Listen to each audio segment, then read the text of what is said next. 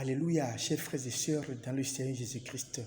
Aujourd'hui, beaucoup de chrétiens s'enlisent dans la malédiction chaque fois qu'ils vont prendre la communion. Les chrétiens pensent aujourd'hui qu'une fois je demande la rémission de mes péchés, je peux m'approcher de la sainte table.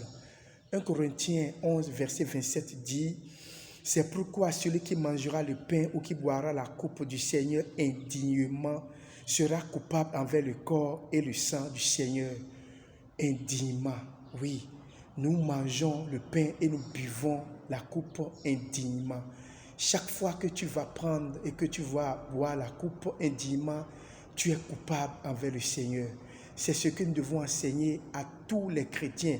Tous ceux qui aujourd'hui se disent chrétiens doivent se demander comment est-ce que je prends la communion, comment est-ce que je vais prendre le repas saint du Seigneur. Tu mens, tu voles, tu te prostitues, tu assassines, tu emprisonnes injustement, tu détruis les autres, tu fais tout pour arriérer ton prochain et tu vas prendre la communion, tu te détruis.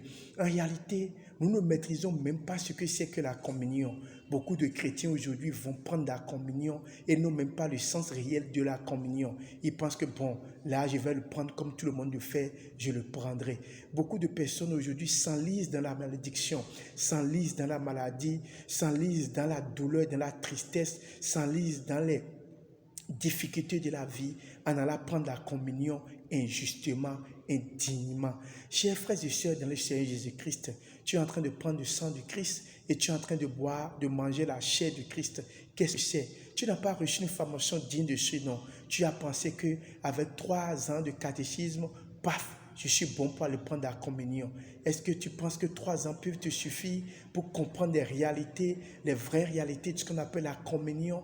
Chers frères et sœurs dans le Seigneur Jésus-Christ, à 60 ans, à 100 ans, à 50 ans, à 45 ans, nous sommes encore indignes envers le pain et envers le sang du Christ. Qu'est-ce que c'est le sang du Christ et qu'est-ce que c'est le corps du Christ? C'est ce que tu dois comprendre d'abord. Oui, tu dois comprendre ce que c'est que le sang du Christ et ce que c'est que le corps du Christ, le pain du Christ, le corps du Christ. C'est ce que tu dois comprendre. Aujourd'hui, toi qui m'écoutes, avant d'aller prochainement à la communion, dis-toi, est-ce que je prends indignement le corps? Est-ce que je bois indignement le sang? Chers frères et sœurs dans le Seigneur Jésus-Christ, il est vrai que le prêtre, l'archevêque, le pasteur, le dirigeant te donnera le sang et le pain. Mais en réalité, est-ce que tu bois effectivement le sang du Christ?